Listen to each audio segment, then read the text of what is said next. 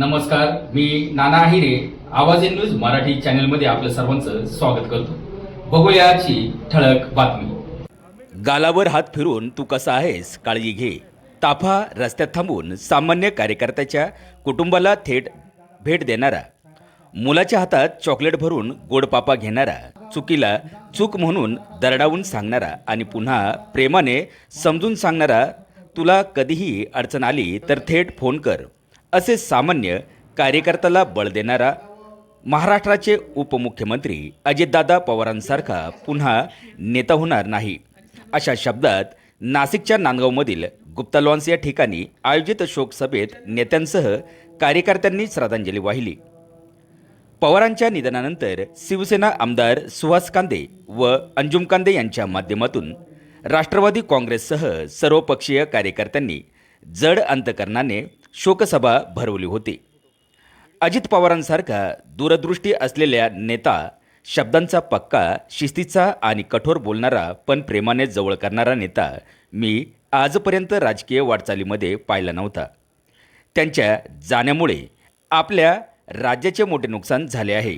असा नेता पुन्हा होणार नाही, अशा शब्दात नांदगाव तालुक्याचे आमदार सुहास कांदे यांनी अजित पवार यांच्याबद्दल श्रद्धांजली वाहिली. या शोकसभेत सर्व पक्षीय पदाधिकारी, कार्यकर्ते मोठ्या संख्येने सहभागी झाले होते. आवाज एन न्यूज मराठी, नांदगाव, नाशिक. महाराष्ट्रातून, परंतु मला नम्रपणे अभिमानाने सांगावंसं वाटतं की ज्या ज्या वेळेस मी दादांकडे गेलो, करोना काळामध्ये करणवंची योजना असेल, छत्रपती शिवाजी महाराजांची जागा आपल्याला त्या दुसऱ्या खात्याकडनं ह्या खात्याकडे घ्यायची होती, त्यावेळेस असेल, अनेक वेळेस असेल, त्यांनी सांगितलं, त्यांच्या मुखामधून मी गेलो की नेहमी एक शब्द असायचा, कांदे साहेब बसा, कॉफी घ्या. आणि ते जे काही ओएसडी किंवा पीएस असेल त्यांना सांगायचं, जो काम करतो त्याच्या पाठीशी उभं राहा. कोणत्या पक्षाचा आहे, कुठला आहे, याच्याकडे तुम्ही कधी बघू नका. दुर्दैवाने मला सांगावंसं वाटतं की अपघात होण्याच्या 3च दिवस आधी मी दादांना भेटलो. कळवाडी गटामध्ये 120 कोटीची भुयारी पाईपलाईन आपल्याला धरणामधून आणायची होती आणि ते फायनान्स डिपार्टमेंटला ती फाईल गेली होती. मी आदरणीय दादांना भेटलो, दादांचे 10 मिनिटं घेतले आणि दादांनी मला त्याही वेळेस, तुमच्या माजी आमदार संजय पवारांचं काय चाललंय, तुमच्या माजी आमदार अनिल दादांचं काय चाललंय, हे नेहमी ते मला विचारायचे आणि त्याही दिवशी त्यांनी आवर्जून विचारलं.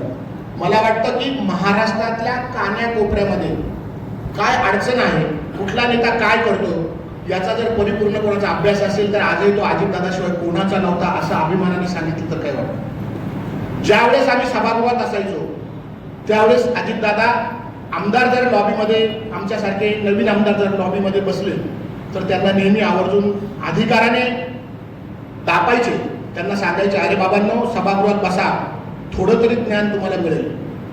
एक असा विरोधी पक्ष नेता होता की 9:30 वाजता जर अधिवेशन चालू झालं तर संपेपर्यंत त्याच खुर्चीवर बसून राहायचा, फक्त 15 मिनिटं जेवायला जायचा आणि फक्त सभागृहामध्ये एकच नेता होता, एकच विरोधी पक्ष नेता होता की तू पूर्ण वेळ सभागृहामध्ये बसून असायचा. मला असं वाटतं की महाराष्ट्रामध्ये प्रत्येकाची हानी झाली, परंतु नक्कीच ह्या नांदगाव विधानसभा मतदारसंघाची आणि ह्या तुमच्या आमदाराची नक्कीच हानी झाली.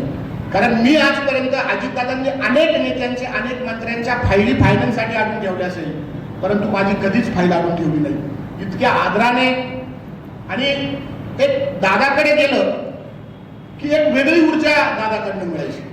दादाकडं मी जाणून बुजून दादाकडे गेल्यानंतर माझं काम बऱ्याच शेवट सांगायचो. दादा विविध नेत्यांना, अनेक नेत्यांना ज्या पद्धतीने बोलायचे, ज्या पद्धतीने समजून सांगायचे, त्यांच्यावर, प्रशासनावर त्यांची जी पकड होती, प्रशासनाला जे फोन करून सांगायचे, प्रशासनाची जी माहिती होती, ही मला वाटतं कुठल्याच नेत्यात नसावी असं मला वाटतं. खरं तर बोलण्यासारखं दादांकडे, दादांच्या बाबतीमध्ये, दादांच्या प्रती खूप आहे. जितकं बोलाल तितकं कमी आहे. आणि वैयक्तिक खरं तर माझी सुद्धा प्रचंड अशी नुकसान, प्रेमाची नुकसान, नांदगाव विधानसभा मतदारसंघाच्या विकासाचे नुकसान, माझी वैयक्तिक नुकसान, ही सगळीच नुकसान अजितदादा गेल्यामुळे माझी झालेली आहे. परंतु आपण नेहमी म्हणतो की परमेश्वराने ज्याला जन्म घातलाय तो नेण्यासाठीच जन्म घातलाय, परंतु दादांनी असं नको होतं जायला. वयामानानुसार जर दादा गेले असते तर काहीच दुःख नसतं झालं. खरं दादांचं 67 वय होतं, परंतु दादा एका 30 वर्षाच्या तरुणाला लाजवेल असं काम करायचे. एका 30 वर्षाच्या तरुणाला लाजवेल इतकं पळायचे. त्या दिवशी मला आपल्या नाशिकला क्राईम ब्रँचला सावंत म्हणून पी.आय. होते आणि त्यांचीच ड्युटी दुर्दैवाने मी म्हणेल की त्या एअरपोर्टला होती. माझे खूप चांगले मित्र होते. ज्यावेळेस अपघात झाला त्यावेळेस मी झोपलेलो होतो आणि मला 7:30 वाजता 7:45 वाजता फोन आला की दादांचा अपघात झाला आणि दादा गेली. मला माहीत होतं, कारण त्यांनीच दादांना ॲम्ब्युलन्समध्ये टाकलं होतं आणि त्यांनीच त्यांना मीडियावर बातम्या चालू होत्या की दादांची तब्येत चिंताजनक आहे, परंतु त्याच वेळेस दादा घड्याळावरून ओळखले गेले. कारण चौघांच्या डेड बॉड्या कोणाची कोणती काहीच सांगू शकत नव्हते. म्हणजे खरं तर दादा गेले याचं प्रचंड नुकसान आणि दुःख झालं आहे. परंतु जो आवडी सर्वांना तोची आवडी देवाला, ह्या म्हणीप्रमाणे देव दादांना घेऊन गेला. प्रचंड दुःख झालं, वाईट वाटलं. घरातलं कोणीतरी प्रमुख गेलं असं दुःख झालं. मी दादांच्या आत्म्याला चिरशांती लाभो अशी मी ईश्वरचरणी प्रार्थना करतो.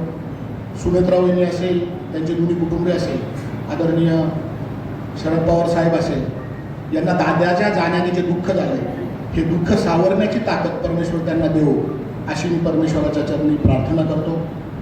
आणि पुनश्च एकदा आपल्या दादाला, माझ्या दादाला, ज्या प्रत्येक सुखदुःखामध्ये दादा माझ्या पाठीशी उभे राहिले अशा माझ्या दादाला, खरं तर आज तर असं झालंय की बऱ्याच लोकांच्या बाबतीमध्ये असं झालं की देवळातला देवच गेलाय, घरातल्या देवारातला देव नष्ट झालाय, तो सापडत नाहीये. खरं तर अशी परिस्थिती आज झालेली आहे. अनेक लोक, अनेक राजकीय असेल, सामाजिक असेल, अनेक लोक उघडे पडलेले आहेत.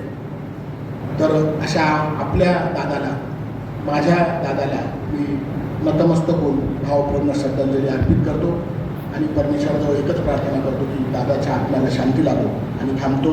ओम शांती.